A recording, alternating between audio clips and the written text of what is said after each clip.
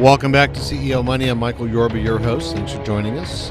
All right, my guest this segment, Bob Genetski, and he is a world-renowned economist and financial consultant, speaker, and author. ClassicalPrinciples.com is the website.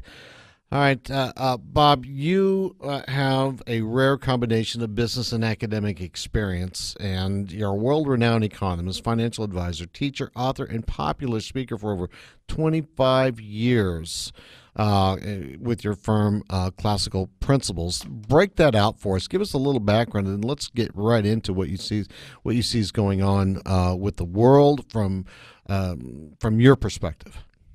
Well, Michael, I happen to be a firm believer in free markets, limited government. I've written several books on that topic. My most recent book is entitled Rich Nation, Poor Nation.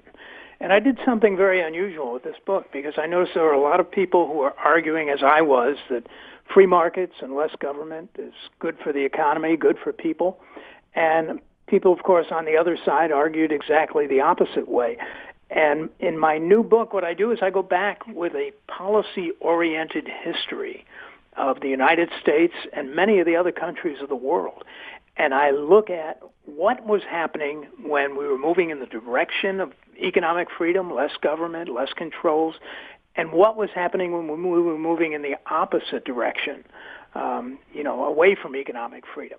And then I just simply looked at, what's the implications of this? And specifically in the United States, I focused on what's the implication for middle-class incomes. And so that's the nature of what I've done and what I've tried to do.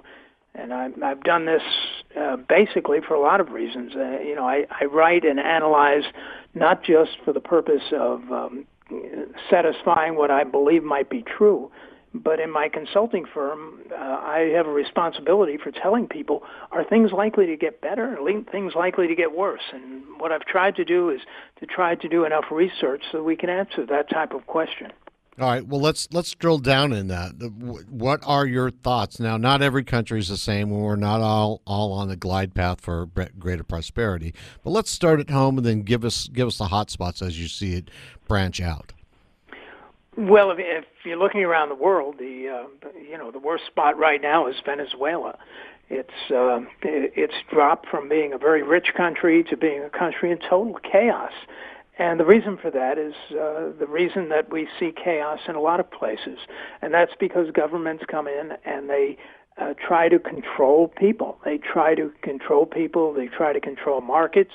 They increase the power of government. And if they do it to enough of an extreme, they can basically destroy a country. That's what they've done in Venezuela. They've also done that to a lesser extent in Argentina. So although Argentina has recently kicked out their governing political party and they are now moving in a more positive direction, but it's going to take a lot of time to undo the damage. And it's the same thing that happens in the U.S., but to a lesser extent. Is it fixable, though? I mean, sometimes you just can't fix something. And do you think they can fix that stuff down there?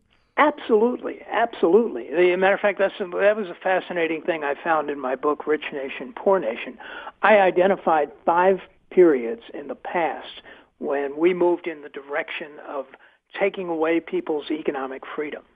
And I have a criteria for that, and that is that government spending increases faster than spending in the rest of the economy, that tax rates are increased, that there's control over markets, and free markets are not allowed to be free, and there are more regulations on the part of the government. What I found is 5 periods since 1900, actually first started in 1913, where we had those type of periods, and the most recent one began in 2004. And I'm hopeful that it ended last year. But anyway, the history of these 5 periods it included 52 years. And in that entire 52-year period, we had no increase in middle-class wages. That is, it was an absolute failure whenever we moved policies in that direction. And that's very significant to point out, because if you have a business or if you're wondering about buying stocks, you want to know, are we in a period when policies are moving us in a positive direction, or are we moving in a negative direction? Well, let's bring that home then.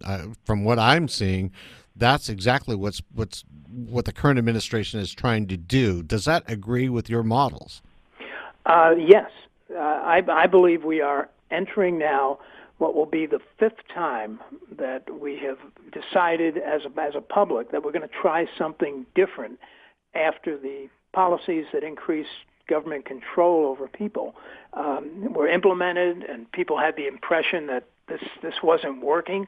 So let's try something else. And I believe that President Trump's economic instincts are in the right direction. He's a businessman. He knows about business.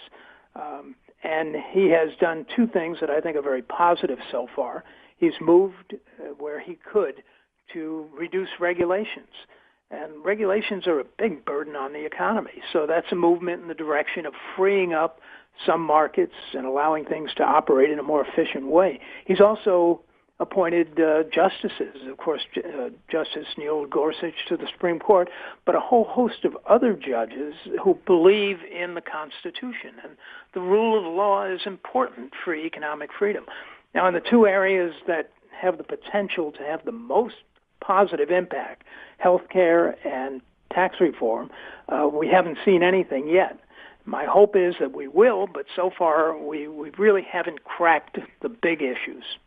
Well, let's talk about tax reform for just a second. Being able to bring all the money that's abroad home, do you see that happening anytime, like in my lifetime?